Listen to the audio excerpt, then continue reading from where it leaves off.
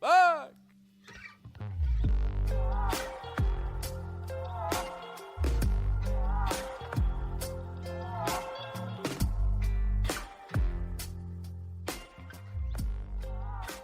My name is Josh Miller.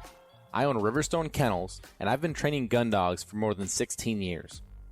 I have field trialed, I've hunt tested, but at the end of the day, I'm a duck hunter. You might find that the duck in our Duck Dogs podcast is spelled uniquely. The UK stands for my British Labs. I love my British Labs. I love what they offer me, both as a part of my family and the high motor in the field. As you're going to find, I have some pretty special dogs.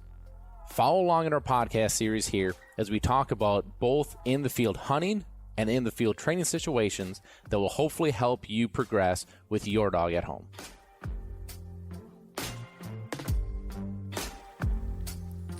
Welcome back to another episode of Duck Dogs, everybody. I'm your host, Josh Miller, and before we get going, let's make sure we thank our wonderful sponsors that make this show possible. So thank you to Eukanuba.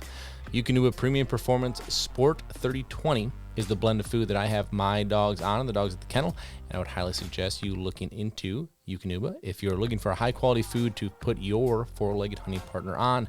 www.eukanuba.com. Also, thank you to Gun Dog Supply. Gun Dog Supply is your one-stop shop for all of your hunting and training needs, whether it's bumpers to whistles to you name it. Gun Dog Supply has you covered. www.gundogsupply.com. Also, thank you to Kent Cartridge. Kent, we love shooting our Kent cartridge, specifically for me, the bismuth loads, all waterfowl season long.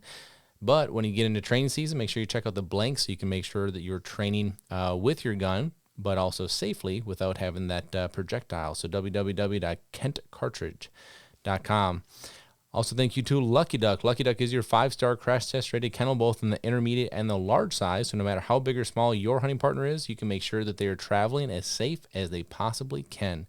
www.luckyduck.com. Also, thank you to Sitka Gear. Sitka Gear is your premium option for outdoor clothing, obviously during the hunting season. Will keep you warmer and drier and cooler for longer. But also during training season, we're wearing everyday wear right now. I've got Sitka shorts on right now, the pants. I mean, for us, it allows us to stay in the field training for longer because we're more comfortable. www.sitkagear.com. Last but not least, thank you to Retriever Roadmap. Retriever Roadmap, if you're looking to train your own dog at home, but also want the guidance of a video-based library and the guidance of a support system, a community, people around you that are helping you get to your goals. www.retrieverroadmap.com is a great place to go and about the most cost-efficient way that you can get help training your dog at just $29 a month. www.retrieverroadmap.com. All right, everybody, so we are back again, and we are taking a break from this beautifully gorgeous day, and I have a couple guests in the studio with me. I have my gorgeous wife, Whitney, here. Hello. And then I have my less gorgeous person. I was wondering what. So Zach is back. One of the biggest reasons we wanted to have Zach, as he's, I was just going to say that you were sick last time when you coughed into the microphone. But Zach ended up having pneumonia last time that we attempted to do this. And it actually ended up pretty bad. I mean, you were in rough shape. Yeah. About 2 weeks. My cough just ended, probably. So he says 10 seconds after coughing. Know. Well, yeah. For the most part, it has. Yeah. Yeah, you were. Here's the worst part of the whole thing. So you're starting a new job in a new place, right? Living in a new area. Like everything was so new and I'm sure uncomfortable. And then you add that on top of it. Yeah, it was the second week I started working here. Mm-hmm. Oh my gosh. Rough. Really rough. Rough. But you're better now. Yeah. Had to power through for sure. Yeah. You did hide it pretty well, though, because I did not know how sick you were. Yeah. Except he was almost coughing a lung out. I mean, hiding to the best you can. I'll give you that. For sure. But, yeah. So there's a reason that you guys are here. And we're going to dig into this a little bit. is the three of us had an experience with another trainer, and we're gonna dig into that a little bit because I feel like there's some really cool nuggets that we can take away from that. And being that all of us were there, I feel like we can give a little different perspective and different insight on that. So I want to go over that. I want to hit that first because Whitney has to jet to take care of mom life and go pick up kids from school. Mm-hmm. But I also then want to get into Zach, going over a little bit of, are you a month in now to the kennel? Yeah. So we're a month in, and I'm interested because we haven't talked about it. So this will be a little off the cuff. So hopefully you don't throw too big of a curveball at me. Yeah. But month into being on the professional side of the table when it comes to training. And I have to imagine there have been some pretty eye-opening situations as far as it's not training your own dog. For sure. Yeah, so I want to dig into that a little bit. So I'm looking at this. So I have a deer mount in my office. And why do you roll your eyes? I wasn't rolling your eyes, but I think I know where this is going. Well, okay. So that's how bad it is. She rolls her eyes at me and doesn't even realize she rolls her eyes at me anymore. I mean, I saw the eye roll out of my peripheral. Oh, I'm so sorry. So I'm looking at this mount because I need to send a picture here. I'm actually going to take this picture right now because otherwise I'm going to forget. I need to take this picture and give that picture to the taxidermist that's doing my whitetail from this year. And I'm trying to match this pedestal, right? Like just kind of like flip flop it, and then like in my man cave, I'm gonna have like both these big deer on each side of the TV. I think it's gonna look freaking awesome. But the taxidermist called me today, just like an hour ago, maybe not even an hour ago, and he's like, "Man, you just want to like," he's like all peppy, like good mood, like, "Hey, I'm gonna like I'm gonna get your deer done, like oh hoorah rah, all this stuff." And why are you recording right now? Oh, I'm just doing it for Instagram. Okay, gosh. I mean, this is like an absolute three-ring circus.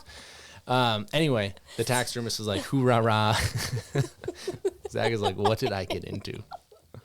So the taxidermist is like, oh, hoorah rah. Okay, I'm gonna like write on the situation. Don't videotape everything. I can put music over it. So the taxidermist is like, I can tell he's like giving me a lot of like, haha, hey, everything's great. We're gonna get you on all this stuff. Oh, by the way, so I shot a speckled belly in Missouri this year. That was the literal entire belly was black. I've never seen a bird like it in my life. And he called me to tell me that the freezer that the bird was in went down and that bird is no longer usable. And it was like a complete gut punch. Yep. Bird of a lifetime, as far as I'm concerned. And specks are probably, it's hard to beat mallards, right? But like specks got to be like right there for me as favorite bird. They're my favorite bird. Love them, right? They talk. They're acrobatic.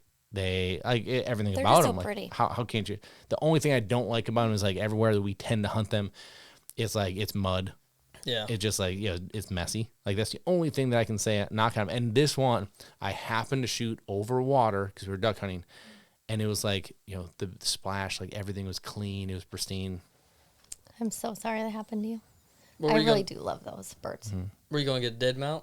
How are you going to get a mount? So I hadn't decided yet. Like dead mount, like I love the dead mounts, Yeah. the hanging dead mounts. Like it's kind of my thing. I like just because like I don't like. I do think it'd be cool to have like a shed with like the rafters, like mallards like coming down, like they're coming through the trees, kind of thing, But I also feel like you have to have some sort of scenery with that. Yeah. So like my thought was like, if there was like a beam going up, like in that shed somewhere, like you can make it like an artificial tree, and then it'd be like them coming down through the tree. Like, Yeah. I think that's cool. But outside of that, like, how many places can you have a hanging, like a flying bird? It's a tough one. I have one, which is the last goose that Easton ever retrieved. And it was a cackler. It was my first cackler I ever killed. And so I got that one. And actually that one was supposed to be a dead hang, and the taxidermist messed up on it. So now I have this like cup spinning cackler in our kitchen. It's just a weird, but like, I don't know what I was going to do with it, but I can tell you, like, I've never, ever, like, we have killed a lot of speckled bellies. I've never, ever seen one like that, ever. So, sucks. Do their spots mean something? Like, does it mean their age, or does it have anything to do with anything? So I'm not a biologist, so don't take this to the bank. But what I've been told, keep in mind, this was told by my buddies in Arkansas. So, but they told me that the more barred up they are, that the older they are. Okay, So, that was my guess. yeah, have you heard that as well? Yeah, I have. Yeah. So there probably is some validity to it. So if Joey and Nick are listening, like, maybe we weren't completely full of it. So your bird was ancient. But they are like 90% of the time. I can only trust them as far as I can throw them. But that's what I've been told, is that it has everything to do with the age. And so, like, now I would bet that's not all of it, right? Like, just like a 180-inch deer doesn't mean that deer is 8 or 7 or 4, you know. That means they have to be of an age to get that big, right? But, like, after a point, like, there has to be some genetic, like, I'm not saying like feathers are why wouldn't they be, right? Everything else is genetics. Like, I don't know if that's everything to it. That's why I preface that with I'm not a biologist. Maybe someone will write in and tell us. Sounds good. Yeah, it sounds great, right? Okay, so let's talk about this. Okay, so as you guys have heard me talk about before, I'm geeking out over this horse stuff. I'm geeking out over it because it has given me an opportunity to be in my client's position, right? So I'm passionate about something. I'm learning about something. I'm trying to get better at it. I'm doing it with an animal that I own. I'm trying to learn the animal. How do we progress? How do we get better together? How do I get the most out of them? And although certainly there are differences, there is so much similarities that it's kind of crazy, actually. So I was struggling with my young horse, Hurricane. And Hurricane is a horse with tremendous potential, especially from what I'm told. So the guy that I bought him from, his name is Chance. You guys have probably heard me talk about him before. Chance believes, like, if he was like a hair bigger, that he would be an NFR, which is National Rodeo Finals, like, major deal. That caliber of a horse. He is certainly not that caliber with me on him, right? But he believes that he's that potential caliber. Okay, so I know that I have, even if he's not that, like, he's a very high caliber horse. And I am not a high caliber rider, at least not as of right now. I'm trying to get better, trying to learn, but I was struggling with him. Zach has been roping with me. How have you been liking that? Loving it. It gives you like a little bit of a flare off your rodeo background, right? Yeah, team roped a little, but the calf roping is just totally different to me. You're roping on the other side. I mean, it's way different, but I'm loving it. Yeah. So when we got started on this thing, and Zach was just kind of hanging around, I can't remember. I told somebody, I was like, calf roping is the hardest event in rodeo. And Zach's like, I don't know. And now watching him, I got to smile a little bit. It is hard. You're dang right, it's hard. But I don't know if it's the hardest event in rodeo still. What is? Yeah, what is? Bullfighting? No, probably bull riding, I would say. Yeah, but I feel like I would say more people catch calves at a rodeo than they do ride bulls for 8 seconds. True. I would also say that the people that get on bulls are oftentimes a lesser intelligence level than the guys that are roping. Maybe. I have friends that are bull riders and love them to death, but I will tell them to their face that they have screws loose in doing that. Yeah. Right? Have to. There's like no legitimately sound person looks at 1,500-pound animal and goes, huh, that'd be awesome. Let's do that. You literally wanted to ride a bull. Yes, when I was young and unintelligent. Anyway, we all agree, most difficult event in rodeo. Anyway, Zach's been roping, and so you were with me when I had like this meltdown, right? And what the meltdown was that Hurricane, we were doing something called logging, which is teaching him to move backwards, which is an awkward position, for a horse. Horse, naturally doesn't want to go backwards, and especially backwards at a quick pace, stay a certain way. There's a lot that you're working on. And he froze on me and then went to lay down. And I've never, ever, ever, ever had him lay down on me. And I didn't know what to do. And so I got him up, got him moving, and then we went to do it again. And so again, he's supposed to stay facing forward and move backwards. And he turned around and ran the other way. And it was like, so I got on him. I took a lap or two around the arena, and we're just done. I called Chance, and I'm like, and so I was with Zach. Remember what I said?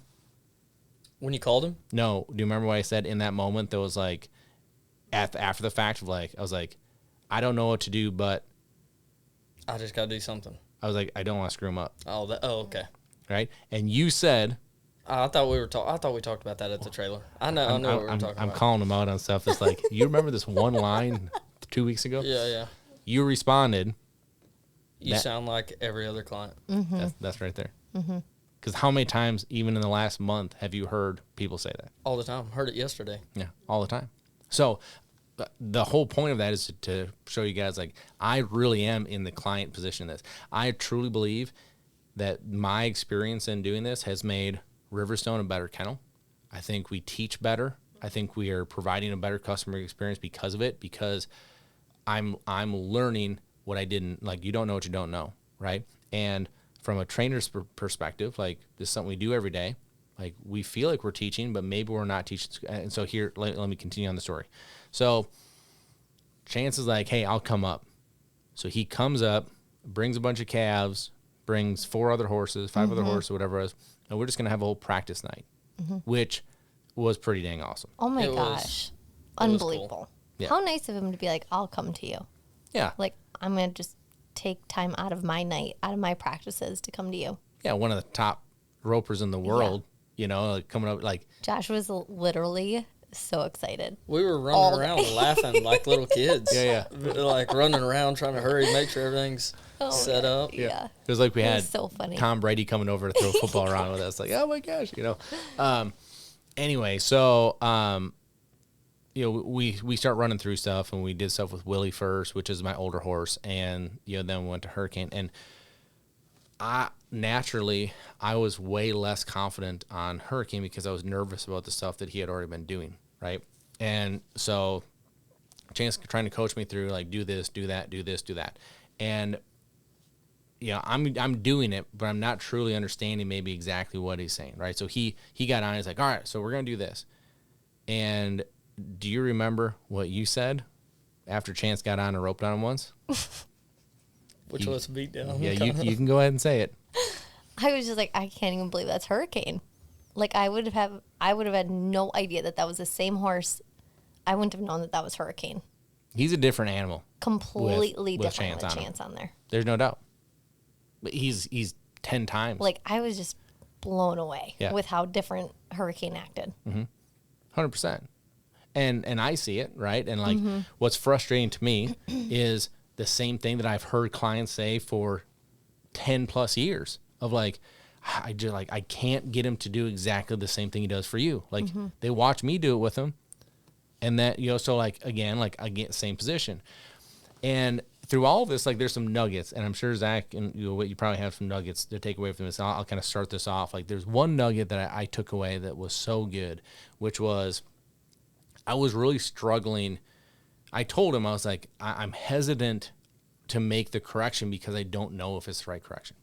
And he was like, his response was that he's just looking for a leader. You have to be that leader. Okay. Now, I've said that more times than I can count. I have probably said on this podcast more times than I can count. Just be a leader. Your dog's looking for a leader. Here was my response on that, which was really interesting. And there's probably someone listening that can resonate with this, is that my response to him was like, dude, I get you, because I say this all the time. The difference is, if I was with a dog, I would know what to do, how to do it, in the manner to do it, in the timing to do it, and do it without even thinking about it, because I've done it so many times. I was like, I don't know how to do this. I don't know how to lead him, right? That's what I'm trying to learn. I'm trying to learn how to be a better leader so that I can lead him. And Chance's response to that was, he's like, I get it, but you making even the wrong decision and making that decision and doing it confidently is better than not making a decision at all. I thought that was really good. Yeah. Because just like the dog side of things, right? Like my dog's doing something, I don't know what to do, right? Like, how do I work through this? How do I get him over it? Well, freezing and doing nothing is certainly not going to help, right? Making a decision, making him follow through with it, and getting somewhere, even if it's not the right thing to do, is better than doing nothing. I thought that was a great response to that. Yep. Someone else give me a nugget. That was like an awkward, like, where do we go from here? Yeah.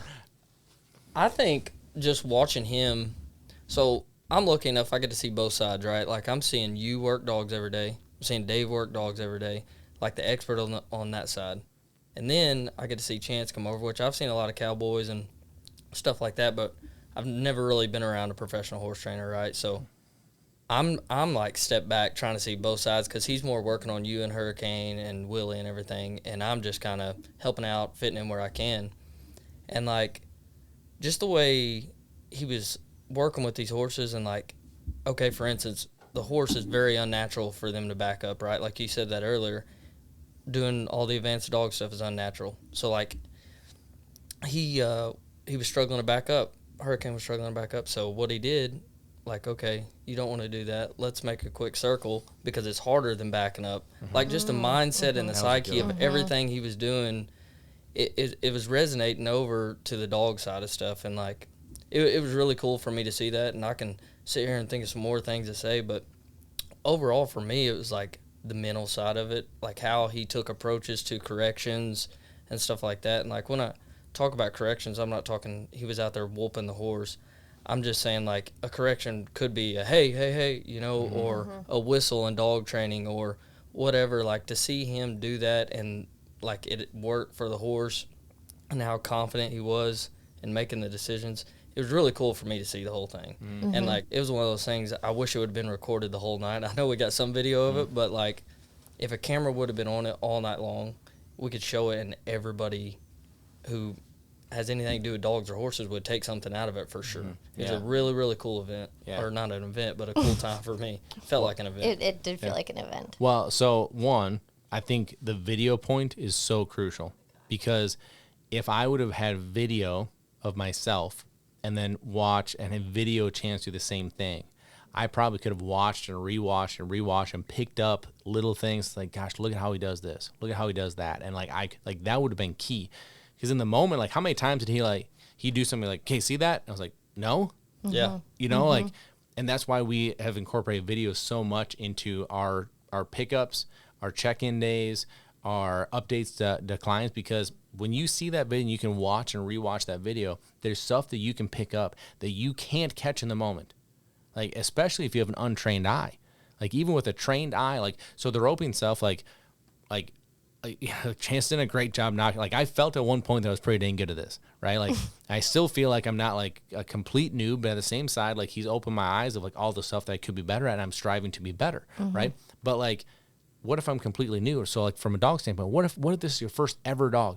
Like, there's no way you're going to catch these little things in that moment, right? Like, maybe if it's your third, fourth, fifth dog, and you've been in depth with it, like, okay, like, maybe you're kind of, you know, getting that where you can pick some of that stuff up, right? But from a video standpoint, that video can be so valuable. Okay, that's one. Two, the corrections and how he made it, I thought, you know, was interesting too, because it really is. It's very similar to how we correct, right? It's you just apply pressure, and they take the pressure off by doing the right thing. Of course, now this is where it is different, right? So like, I thought it was really neat how, you know, like Hurricane didn't want to back up. So he didn't want to back up, and he's like, okay. So he spun. And I'm just like, one, like, how are you not vomiting, right? But then two, he's, you know, when he talked through it, he's like, look, he doesn't want to back up. I'm going to make him do something more difficult. And all of a sudden backing up doesn't seem that hard. And I want to back up because I don't want to do that other thing that's more difficult. Right. I don't know where that really fits into the dog stuff, really. Like, you probably find somewhere, you know, like, it doesn't hit me right away because, like, hey, you don't want to whistle sit? Well, now we're going to go do, like, I don't, you know. Or, like, okay, you don't want to do off-leash obedience, so we're going to go back to on-leash. kind of. Maybe, yeah. I think Good you're one, Whit. stretching. Yeah, That was awesome. I think you're stretching a little bit, but that's where I'm like, I don't know exactly Yeah. where Yeah. like some of the stuff, not everything clicks over, but a lot of it does. I noticed how Chance maintained his composure the entire time. He never Yep. I never saw him like raise his voice or like throw a fit about the horse. Like he literally just stayed so mellow, even toned the entire time. Yeah, And I think another interesting point was like all night we didn't talk about roping. It was about the horse. And like, never talked about a rope once. yep. And I think that's kind of the opposite of what we're doing is like, well, I guess it's kind of the same, but like you riding the horse was the most important part, right? Like how the horse was doing with you. And I think how you were handling the horse. And I think on the dog side, it's the same thing. It's like, how are we handling the dogs? And you see it all the time because, like, when clients come and pick up dogs, what I've seen is, like, we're training the people that are coming to get the dogs. We've already trained the dogs. We know what it can do with us. Now we have to make sure that you're on the same page and you're going to continue the training with the dog or that you're kind of making the same thing. And that's what Chance was doing with you. Like, all night we didn't talk about roping. Yeah, not at all. It was insane. And, like, I figured we would at least go over something like, oh, let's rope the dummy. Let's see how you do. No, it was all working on you, making sure you're good on the horse. And I thought that was really cool. Yeah, yeah. So I'll tell you my embarrassing part of the night now. So I've been fortunate enough to rope with Chance 5 times, something like that. Something like that. And we've never tied down. Like what I mean by like we've roped, but we've never actually like I get to run down, flank, and tie. Like he's never ever seen me tie. So, like, he must have felt he did. He's like, you've made like he knocked me down to like the lowest I've ever felt. Like to the point that I like literally went over the front of each of the horses when I first picked up Hurricane. So anyway, we get through all this, blah blah blah. Fast forward to, and now like he's like, all right, let's tie down a couple. I'm like, oh, like we've never got to do this before, right? So like again, like in front of a guy that's really good at this, so like I'm adding pressure on it. Well, the first gaff I catch. And it was not the best tie, right? But I was kind of fumbled through it, whatever. The second one, if you remember, might have been one of the best runs I've ever had. Like caught early, down the rope, good flank, good tie. Like there was maybe one little fumble in there on the tie, like really good.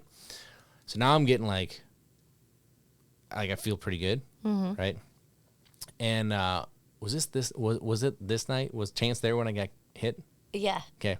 So then, like the last, Gary. the last one, right? Yeah. The last one, he's like, all right, do one more and get me done. So I rope, and like when you're roping, you have to pull your slack. So you're roping. If you don't pull your slack, the calf could keep running through the loop, and then you catch not the neck. Well, that's what happened. So I catch one of these calves around the belly. So I run down, and I'm like, I'm just gonna like take him off, and he looks like a dang bucking bull. He's like jumping and kicking and whatever. So I'm like trying to get control of him. This dirty sucker kicks me right in the face. And then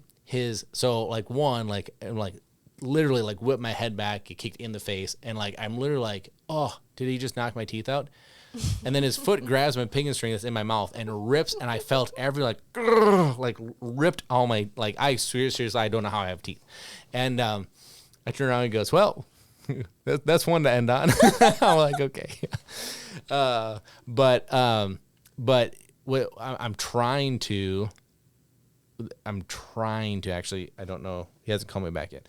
I'm trying to get him to come because we have strike fours for Retriever Roadmap coming up this next weekend. So a week from today. I know, it's going to be so fun.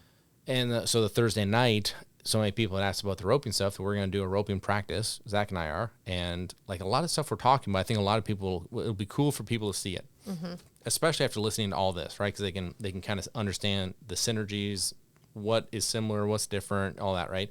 And I'm looking forward to it, but I'm really trying to get Chance up here. Be cool. Because, well, just like so many different, all the stuff we just talked about, right? Like all the stuff he talks about, and he's like, it's reading. You got to read the horse. Well, what do we say all the time, right? Yeah. I mean, there's so many things that are, I think, hold true that I think it would be so valuable. But Well, people could kind of see you in their shoes. You love like that I'm not like great at this. You love that like Chance can just like knock me down. Yeah. No. Yeah. Oh, he's so much better than you, Josh. Like, come on. I mean, I didn't mean for it to sound so honest. It's but- literally what you said. Well, I mean, here's True. So you know when you always say you can have any dog, but you've got to have the right handler. I'm not saying that you're not the right handler. It's exactly 100% what you're saying. There's nothing But different. what I am saying is like, You better go pick up Cole. Yeah. Don't you have to leave? But it like blew my mind how different he would. But honestly, like the biggest thing was that like he spurs the entire time, and you just don't. You have to also You'll know work on when it. to You'll spur work and on how it. to spur and how to go 100 miles an hour while still spurring and swinging a It's rope called- and holding your picking string and like It's okay. It's out. You don't even do this. You do great. All right, I you're- can't wait to watch you win this weekend. We had a Yeah, good practice you're- last night. Thank Yeah, you, it was We Zach. did great have a good practice practice. Thank last you. night. Yes, it was. Our really confidence good. is high going Yeah. into the Yeah. weekend. We got a weekend full of rodeos. You can, don't Okay, you do you have to win? go? I Okay. do have to go. Okay, peace out. Okay. See you, Whit. See you, Whit. Peace out, fellas. Okay, get out of here already. Good grief. Yep. That's Whitney. Jeez. It was really cool though. I don't know why I geek out so much about it, and I think it's a lot because like it's a passion, right? But at the same side, I literally think about the dog side of it the entire time. Yeah, I promise you for the next 2-3 days, I don't know what day we did that on. Oh, it was a weeknight. For the next 2 or 3 days at work, that's all I was thinking about. It's like, how do we apply that to this? You know, whether that was the way he talked to you, the way he handled situations, whatever. I thought it was all great. Yeah, it's neat how you can learn so much from people. You know, like it's got to be. It doesn't always have to be a similar field, but this one is just so similar that I think it just hits home so hard. You know, between they're both animals.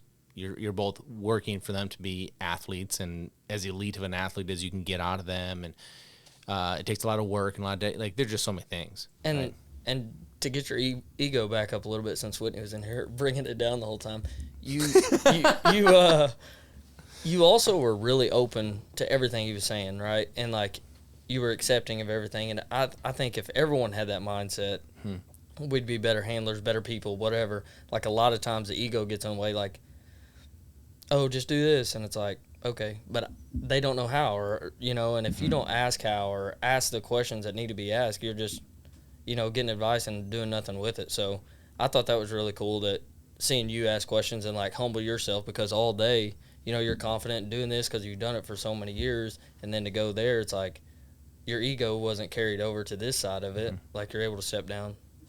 I thought that was cool. I think that's actually a big point, and like I appreciate you saying it because I don't look at it that way, Right. but it's a big thing because now that you've seen the other side, and we'll talk about this here in a second, but you know, who are the most enjoyable clients to work with?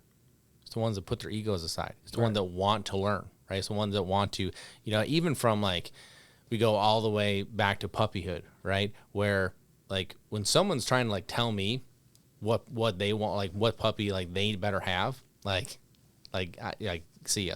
Like, you know, give me a break, right? But then you have like very high performing people that are like, hey, like, you know what I need. This is what I'm looking for. Like, you tell me. That's how I got Hurricane, right? Like, I didn't tell Chance, I better have a horse that does this, and this, and I better see him, and I need to vet him out, and I need to do all this stuff, right? For me, it was, hey, dude, you know me. You know the horse I currently have because I got Willie from him too. And what I'm looking for is someone, like a horse that I can just elevate to the next level with. Like, and whether that happens in a month, in a year, in 5 years, you tell me what's best, right? Now, he got me what probably is the right horse. It doesn't feel like he's the right horse right now, but like when you see him on him, you're like, oh, he's got way more potential than I'm getting out of it. So I need to be better. And then Chance knows that. Like Chance said, like Willie will put you in that spot because he's done it a million times. Hurricane won't yet, but when you get him there, he will do it so much better and so much more athletically. You just have to get to the point that you can. And again, from a dog side, right? Like for me, like, I want to be able to coach you. I want you to be open. There's nothing more frustrating to me than when we have someone that we're working with that, like, hey, we're trying to help you. And then you try to jump in and cut me off and tell me, like, hey, you can have an opinion. That's fine. Right. But, like, I'm trying to tell you, like, from this perspective, you're the one that's struggling. Right. I'm trying to help you. Right. And that's, for me, I'm struggling. Right. Like, I could have sat there and told Chance, like, dude, like, I've won rodeos. I know what I'm doing. I haven't won rodeo yet. I've won paychecks. I haven't won one yet. But you know what I mean? Like, I could have been like, I know how to do, but I'm not, right? Because I'm not going to get any better. But I'll tell you, it's the same thing with the dog stuff. Like, if I go to a test or I go to a training day or I do, like, even when we do strike team stuff, like, I'm always watching and listening to people talk, because there's always going to be something that you can take away. And the people that come in with an ego and the people that aren't listening, and they're the ones generally that are running their mouth more than anything, right? They're the people that they are never going to be the level that they probably even think that they are, right? But they're never going to be that, like, hey, we're going to go from here to here. Yeah. Because you cannot listen with your mouth moving, right? And that's for me, that was that. Like, I want to get better. I'm going to shut my mouth and listen. Like, what you're saying may be challenging and contradicting, to what I've been doing, but I need to hear it, right? Because I can't apply something new if I can't absorb it and truly understand it. Yep, I agree. But okay, so I just thought that was neat. I think it was worth talking about because it's a cool deal, and so hopefully. I mean, we could sit here and talk about it for hours. I know, that's why I'm trying to cut it off. Yeah, because my brain is just jogging all the stuff that was going on. So yeah, let's move on. Yeah. All right. Give me a little sneak peek. Not a sneak peek. Like, let's dive into it a little bit. You have a month into, you were on the customer side, and now you're on our side of the table. Give me a little rundown. Like, what are some thoughts you've had? What's been eye-opening to you as far as the day-to-day, or what's been eye-opening to you to the process, or what is, like, jumped out to you that, like, gosh, I didn't think of this, or I didn't know this, or, like, this is different than what I thought it was going to be. And this can be positive or negative. Yeah. Right? Just, like, don't kick me in the gut if it's a negative thing. No, all good stuff. I think the biggest change for me is, like, the timeline stuff. And, having to play weather into the factor. Like, if I had a bad day with Zeb or whatever, I just put him up. No biggie. I could take a week off if I needed to. Here, we can't do that. Like, we have to figure out what works for the dog, figure out how to make the dog successful, while also making sure we get what we need to get done, right? That's the first one that comes to mind. The weather thing is interesting because I think we've been battling that a lot. Yeah, and again, from a client perspective, why would you ever even think of that, right? Like, just probably wouldn't be a thought. Right. But, like, for us, yesterday was a prime example, right? Like, there wasn't originally that I ever saw weather in the forecast. I mean, so you got to the kennel at, like, 5:48. That's Whitney says you're always 5:48. I don't know why. Yeah, 5:40. Pretty close. Yeah. So let's just get before 6. Okay. Well, our plan is that we were going to have our training done by noon because we had afternoons of appointments. Well, it rains for over an hour, and then you had another client stop by that was unexpected, and then all of a sudden we're at noon. It's like we haven't got our stuff done. Right? Well, we still have to have the appointments. So what happens? We got to train late. Yep. You got to keep going. You got to get done. And that is what tends to be difficult is the timeline factor as far as, like, how it can get thrown off by what we've been battling is rain. Now, in a couple weeks, it's going to be heat. Yeah. Like, we're seeing a little bit of it. We're not seeing a lot of it yet. Like, I think Brett said that down by them, this week is going to be like mid-90s or something. Like, thank goodness we're not dealing with that. Yeah. But it will hit us. And then, now that's a major factor, right? Because now to do any real appointments with clients with dogs in, like, they got to be in the cooler weather too because the dogs aren't going to work in the heat. Well, now everything has to move way up, right?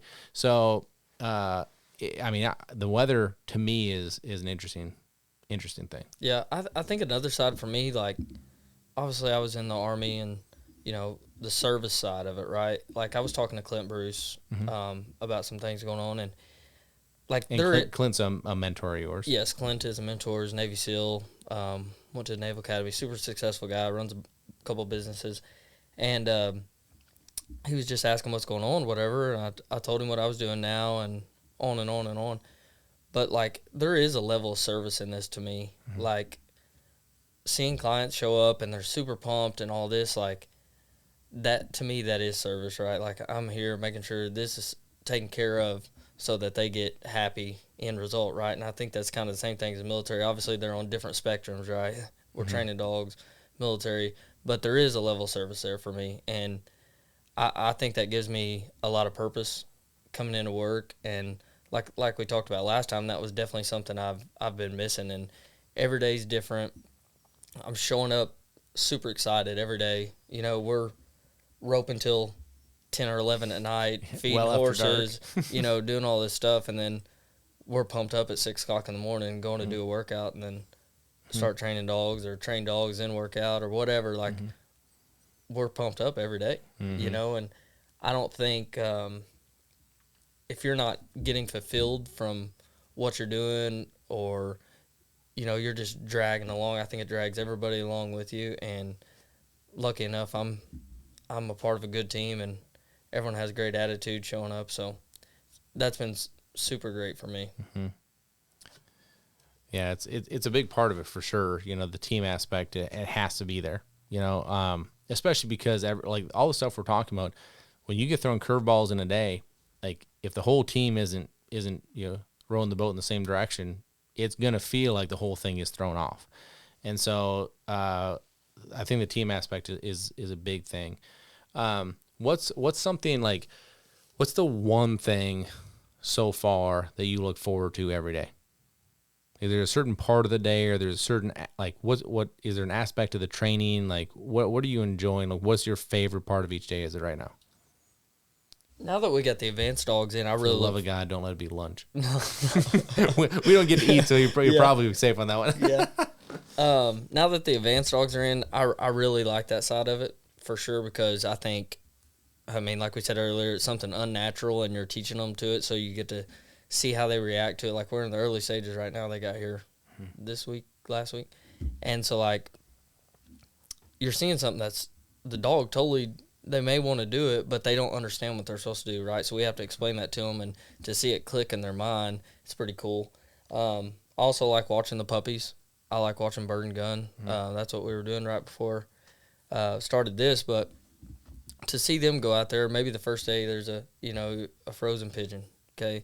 They go out there and they're unsure, and like they've picked up bumpers and socks and kid shoes their whole life, and then they get out there and they're like, I don't know about this. And then the next day you see them go out there and they're excited to come out of the kennel and throw a bird, and all of a sudden they go pick it up and they bring it back, and then good boy, it's all hip hoo and hooray, everyone's having a party.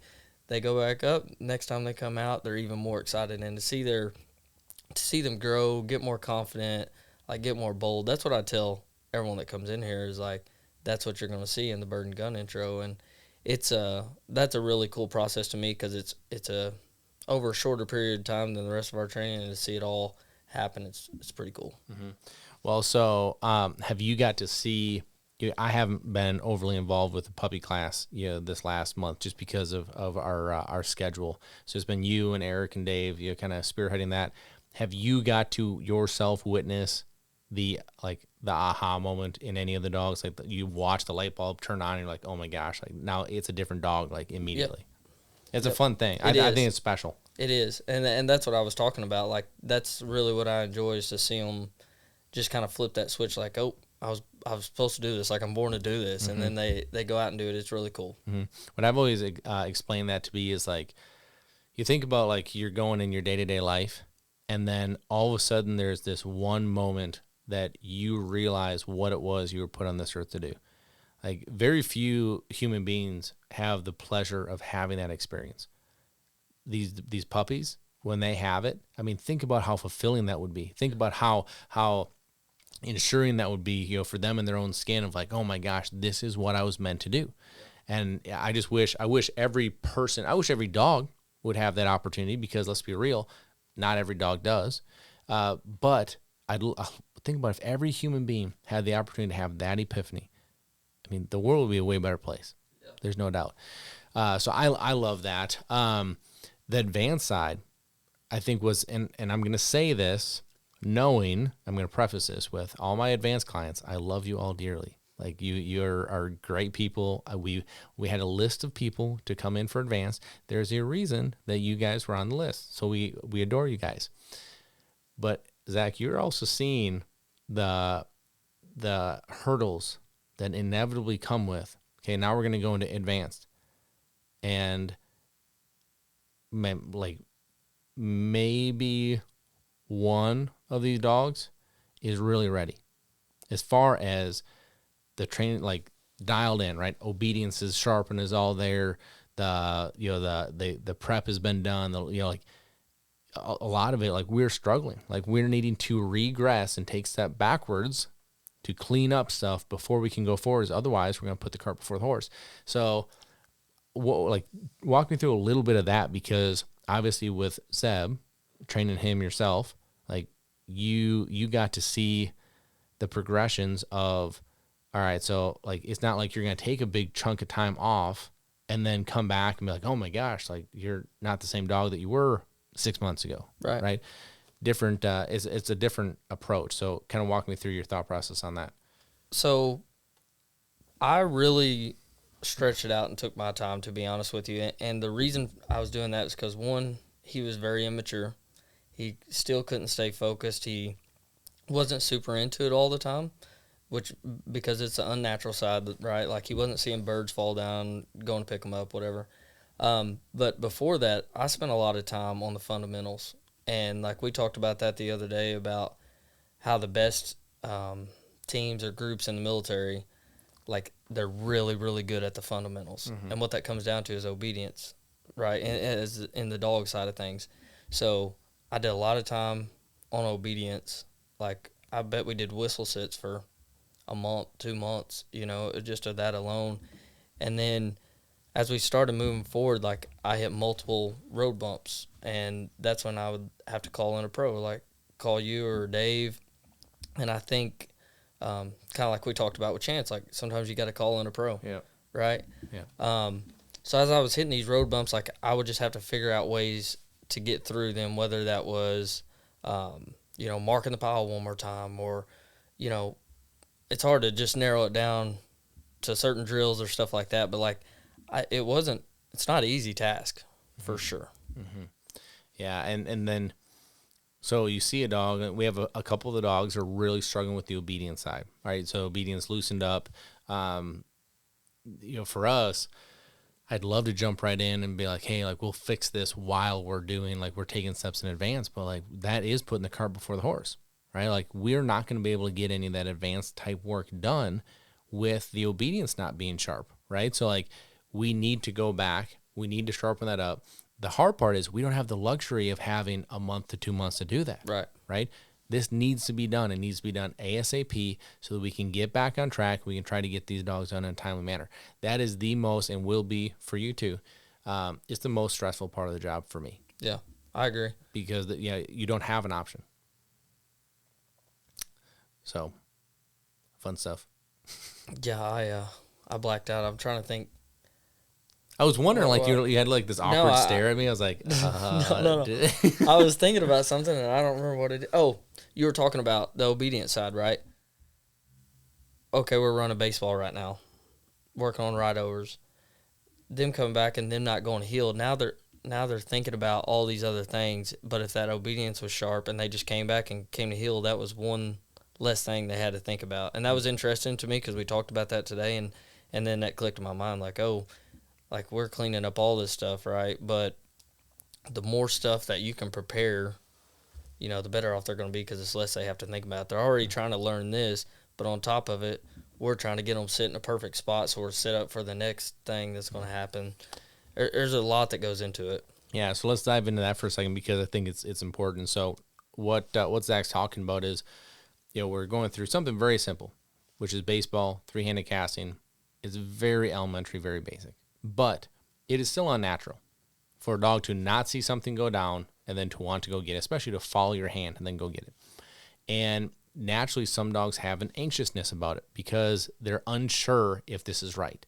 So whether that's the way they move their body, whether that's like being a little like on the bumper, whether that's, we have one dog who wants to come down and like just lay at her side, because she's just a little unsure of what's going on. And what we talked about this morning was one of the dogs that's anxious, her obedience is not as sharp as it should be. And so if we go back and we spend time on the obedience and we sharpen up the obedience and make sure her obedience is really solid, then when we come back to this, that's one less thing for her to have to think about. If it's second nature, if she knows she's doing it right, now she is going to be confident and can be confident in, even though I don't know what I'm doing now with this advanced stuff, I know what I'm supposed to be doing from an obedience standpoint, so I know I'm doing something right. So that anxiousness should naturally have a layer that melts off. Maybe not all gone, but a layer of it should melt off. And then you have the control. What happens with control? Success. Then all of a sudden you get this full circle thing. But because the obedience isn't as sharp as it should be, we're naturally seeing all these other hiccups that they're a product of the obedience not being there. And so that's why it's important for us to go back and take that time. The hard part is timeline. Like our timeline is set up to not have to deal with this part up front. So now going back and dealing with it, it's going to make it tough, right? But it is like every dog, like we have, every single one of those dogs is so different. Yeah. And it's like the real fast, high-speed dogs, like we're moving super slow and we're walking back. And then the ones that need a little encouragement, it's good girl, good boy, whatever, trying to keep them going, trying to keep them in it. It's fast, it's quick sessions. And then the other ones, like I said, you're just trying to slow down, take your time. And that just is reading dogs. You're helping me. I got that a little bit, but I definitely am nowhere near where I want to be. And so it's cool to dig into that too. And then also for me, like learning-wise, I'm watching you more than I am the dog when you're running to see the things that you're doing different than I am, better than I am, just try to improve myself on that. Yeah, no, it's all really good stuff. And when you're doing a great job with it, no different than what you mentioned to me about opening your ears and learning, putting your ego aside, right? Like that's what you're doing here. Like you're asking a lot of questions. You like genuinely want to know the answers, when we talk about it. And then these dogs are teaching us. Like, we're learning to read. And like what you saw the other day, how we were able to expedite a couple of these dogs doing is that, like, I think the comment I made, to Kurt when he came over, who Kurt owns one of the dogs we have in, is I'm telling her what to do, but she's telling me when to tell her. Right. And that is what expedited this whole thing. Like, we can, as people, have egos and be like, you're going to do this because I say you're going to do it. Right? Well, yeah, maybe to an extent. But I'll tell you what, that little girl right there, she wouldn't handle that. Not only that, but because I was asking her to do something, and she told me with her body language when she was understanding what I was going to ask her, and then I told her, she flew through that. Like, probably one of the more advanced dogs through this first week of what we're doing. But it's because she's telling me when it is, and we click. And I just think there's so much to that I'm going to tell you what to do, but you tell me when you understand it, and then let's do this together. Rather than me saying, do this. Okay, you don't want to do it, I'm going to strap a collar on you. I'm going to make you do it. Like, that's completely backwards of what truly teaching is, right? And to me, I just look at that and I'm like, there is the right way to get through that, especially to some of these dogs. Yeah. Right? Like, we talked about one dog in particular. I'm not going to use a name on this, but there's a different, in particular dog that I have that I own. And the gentleman that sold him to me all the time, he says, I never should have sold you him because of what he turned out to be. Well, I believe he turned out to be that because of me being the right handler for him, right? Like, now, there's certainly dogs that are not the right dog for me and they don't click with me and I'm not the right handler for them. But when you find that click, that's a real thing. And one thing that I'm interested for you, Zach, as you kind of go through this, is I've always found, like, for me, like some dogs I just click with, and some dogs I don't. But if I click with them, naturally, those dogs progress much faster and usually Right. turn out much better, right?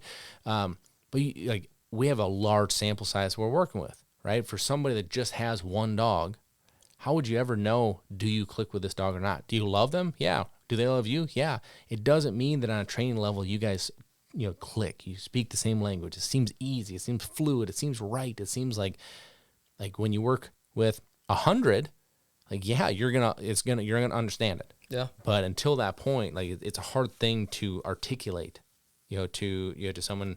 The hard thing is like we've had people come out and have a dog in training. I know that's the case, but it's not like you're gonna throw this dog away and go get a new one. Yeah. Right? Makes it difficult. Me and my buddy Luke were talking about this the other day. Like, how many rock stars are sitting on the couch that's never been hunting or, got out and trained or done anything? I was talking to a guy at a hunt test, and he was talking about he picked up 2 dogs from Walmart, 2 labs, and they ended up passing the grand. Yeah, isn't that crazy? And it's just like, I think obviously there's a lot of it that goes into it that's a dog, but also think about how you handle that dog, right? Like you said earlier. Mm-hmm. I had a dog in for training. This was quite a while ago, probably. Actually, the dog's not even alive anymore. That's how crazy this is. But he picked him up in the Cabela's parking lot, $100, Cabela's parking lot.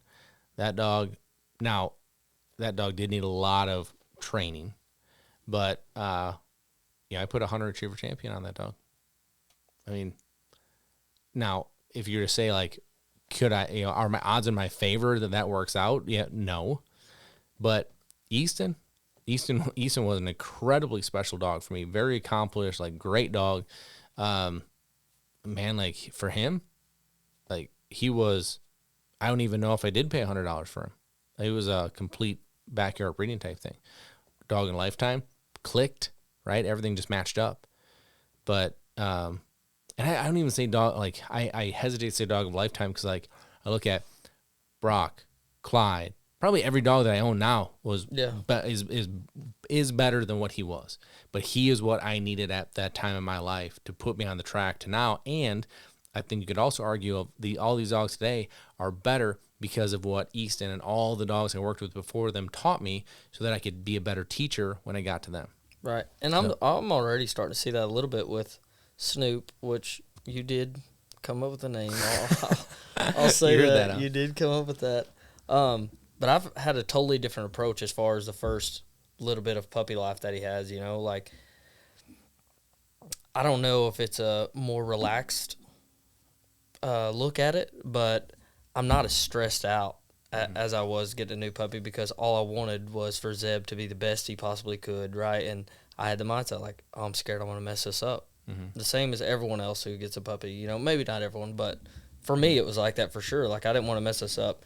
And then like every day I'm thinking about what step do I need to take today? Like how am I going to make this work out? Or, like I was just going down the list on every day, this has to do this and I have to do this and I have to do that. And with Snoop, like I'm so confident that things are going to work out. Like he's a puppy. He's having fun. Like the reins are off and, there is still some obedience, we're doing obedience with feeding time and stuff like that, but just trying to let him be a puppy and relax. And I think that's a lot of it just from what I learned with Zeb.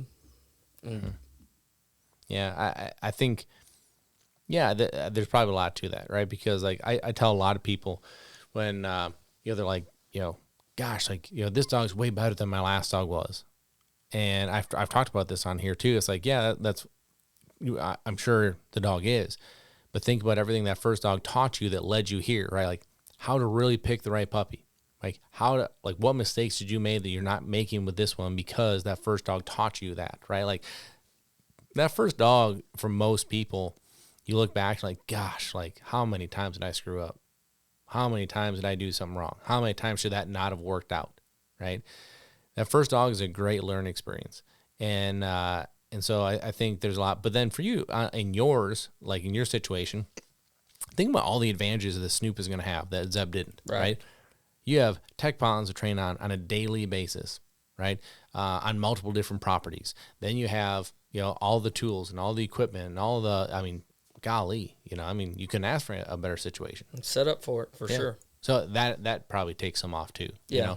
But I think it's still to be said, like, that Zeb's process that taught you how to be a better owner to Snoop, a better handler for Snoop, and so on and so on and so on. Right? For sure. I think it's a cool deal. All right, well let's wrap this up because we need to get back and go. We talked about our days kind of getting away from us, and this one is going to be no different. So thank you for taking the time. Yeah, thanks for having me. Thank you to Whitney until the end when she's got a little sassy on us.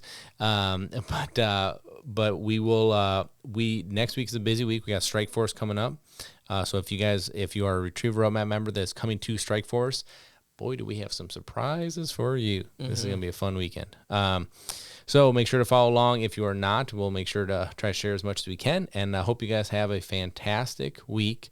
And we'll come back with you guys sooner than later. And Zach, I want to end with this. Okay, Zach, thank you for your service. What do you always say to people? Thanks for being worth it. Thanks for being worth it. That's the most badass thing you could say back. Yep. Thanks for being worth it. Thanks for listening. Be sure to follow us on Facebook and Instagram. Leave us a review on iTunes. And a special thank you to Eukanuba, because without them, we couldn't do what we do here, bringing this information to you.